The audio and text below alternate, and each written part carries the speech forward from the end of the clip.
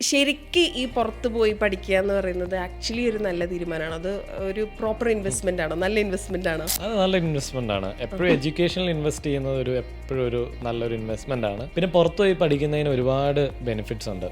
ഒന്ന്, പോകുന്ന students independent ആവും. അവരുടെ ഒരു പേരൻസിൻ്റെ ഗൈഡൻസിന് അണ്ടർ ചെയ്യുന്ന അവർ തന്നെ അവരുടെ സ്വന്തം കാര്യങ്ങൾ നോക്കാനും സ്വന്തമായിട്ട് റെൻ്റ് അടയ്ക്കാനും ഫുഡ് ഉണ്ടാക്കാനും അവർ ജീവിതം പഠിക്കും. Completely independent. അതൊന്ന്.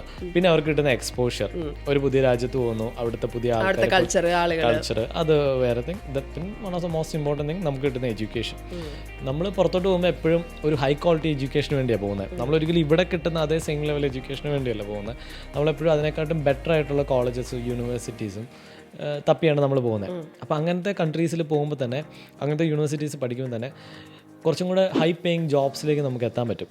അതിപ്പോൾ എപ്പോഴാണേലും, ഇപ്പം ഇന്നാണേലും ഒരു 5 വർഷം മുമ്പാണേലും ഇനി ഒരു 10 വർഷം കഴിഞ്ഞിട്ടാണേലും എപ്പോഴും പുറത്ത് പോയി പഠിക്കുന്ന ഒരു നല്ല ഇൻവെസ്റ്റ്മെൻ്റ് ആണ്. മാത്രമല്ല നമ്മുടെ കൺട്രിയിൽ ഏൺ ചെയ്യാൻ പറ്റുന്നതിനെക്കാട്ടും ഒരുപാട് പൈസ നമുക്ക് അബ്രോഡ് ഏൺ ചെയ്യാൻ പറ്റും. കാരണം അവിടെ എപ്പോഴും ക്യാപിറ്റൽ, ഹ്യൂമൻ റിസോഴ്സസ് ആവശ്യമുണ്ട്.